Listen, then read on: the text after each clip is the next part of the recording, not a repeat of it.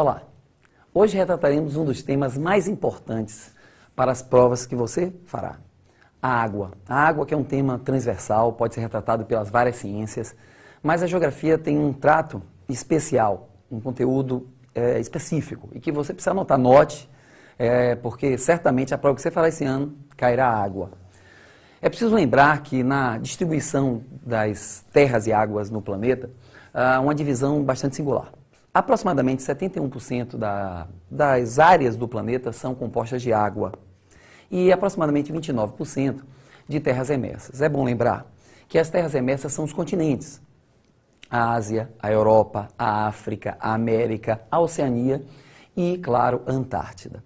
Lembre-se que a Antártida tem aproximadamente o dobro do tamanho do Brasil e tem 2.000 metros de gelo aproximadamente cobrindo esse continente. É o lugar que tem mais água potável no planeta, isso não pode ser esquecido, tá? Quando nós falamos dos 71% da água, nós precisamos lembrar que esses 71% eles não são, digamos assim, bem distribuídos. Parece que existe muita água no planeta, existe, mas a maior parte dessas águas são salgadas. Desses 71%, 97,5% são águas salgadas e 2,5% de águas potáveis. Para muitos, a questão da água passa pela dessalinização, quer dizer, seria fácil tirar a água do mar e ceder aos seres humanos. Mas é preciso lembrar que a dessalinização da água do mar ainda é muito cara. Aproximadamente, os avanços dizem que $1 para cada litro de água produzido, o que seria hoje muito caro diante do consumo mundial, 180 litros por dia em média, enfim, E por isso a gente tem que ter um certo cuidado em falar dessa dessalinização. Outra coisa também, lembrar da dessalinização, é que o que faríamos com sal?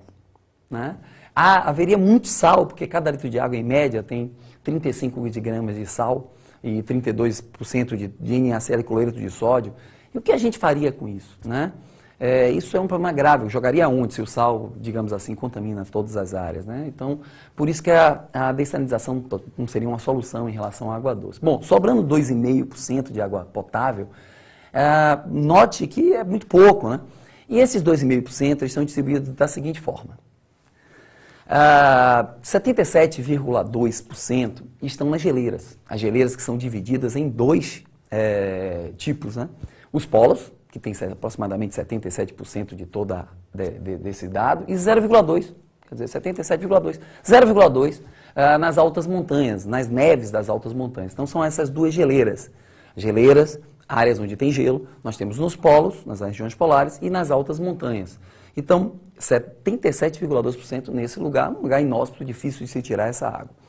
Sobrou 22%, 22,4% para ser preciso, segundo os dados da ONU, para as águas subterrâneas. Essas águas subterrâneas também são muito usadas pela humanidade. A Arábia Saudita, Israel, países desérticos, eles já praticamente esgotaram seus recursos, se retiram em grande escala. O Brasil é destaque nessas águas subterrâneas. Lembre-se que o Brasil tem um dos maiores aquíferos do mundo, o aquífero Guarani. Pelo menos 79% desse grande lençol subterrâneo está no Brasil.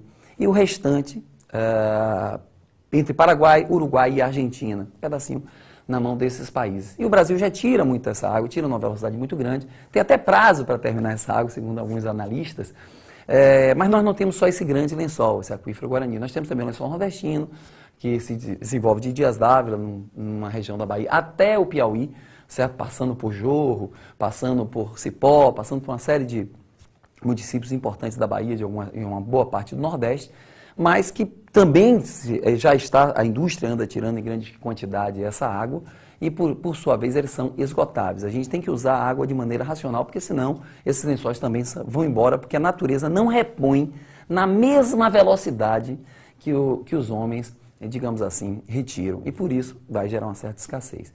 Bom, 0,36% sobrou para os rios e lagos do planeta. Imagine que dos 2,5% de água potável que temos, 0,36% estão nos rios e nos lagos. Um contingente pequeno.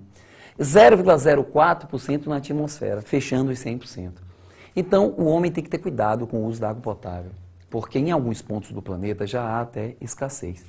Então, é preciso notar que a escassez da água, em quase toda a prova que se cai, se fala muito disso, porque é preciso que o homem tenha medidas políticas de desenvolvimento sustentável, do uso racional dos recursos naturais. A água é um recurso natural importantíssimo e por isso precisa ser bem usado. Isso passa por nós, né? Nós precisamos ter práticas de desenvolvimento sustentável para usarmos de maneira mais inteligente essa água. Bom, há 5 coisas que você não pode esquecer. São 5 fatores que promovem a escassez de água no mundo. O primeiro fator que promove a escassez de água potável do mundo, o primeiro, sem dúvida, é a questão do aquecimento global. Muitos estão muito preocupados com o derretimento das geleiras, que fomentam em alguns pontos do planeta rios. E sem esses rios, porque se o gelo acaba, o que está acontecendo é que a neve não está sendo reposta sobre as altas montanhas e toda primavera e verão em muitos países há o degelo, criando rios.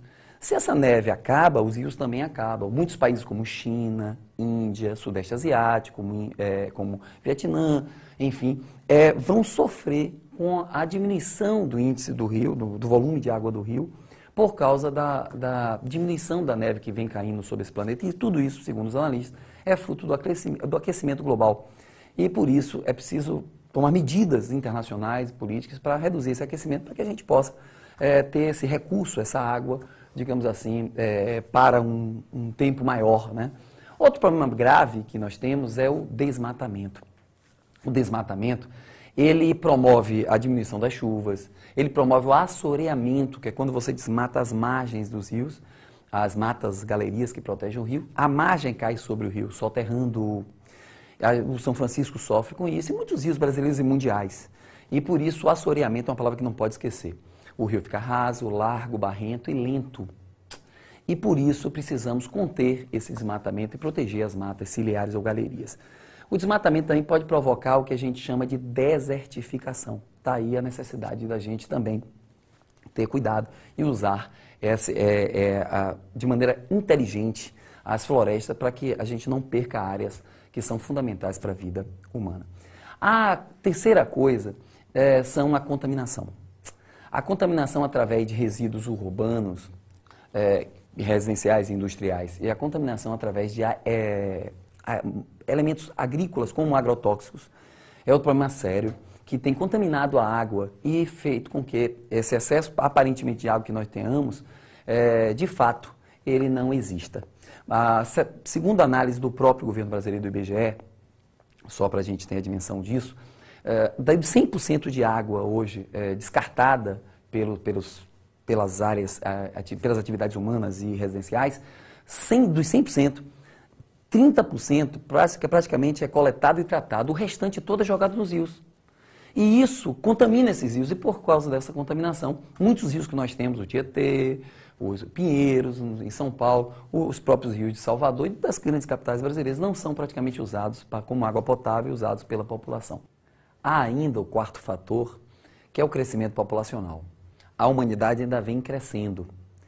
Apesar dos dados mostrarem que após 2050, quando nós chegarmos a 9 bilhões de habitantes, segundo a ONU, nós começaremos a equilibrar esse índice e quem sabe no futuro próximo, em 2080, a gente consiga morrer mais pessoas que nascer. Quer dizer, nós vamos conseguir equilibrar o crescimento vegetativo e nós vamos diminuir os índices populacionais do mundo. Porém, não há água hoje para 1/5 da humanidade. Ela já bebe água contaminada, água de lama, águas que não são próprias. Então, como vamos receber no mínimo mais 3 bilhões de habitantes, o que fazer?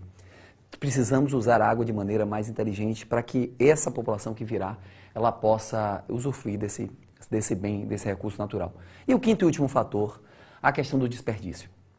É necessário entender que a agricultura sozinha usa em média 65% de toda a água que o homem utiliza. Depois vem as indústrias e as residências.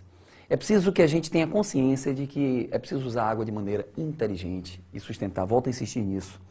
A agricultura já usa gotejamento, uma técnica que reduz um pouco a utilização da água.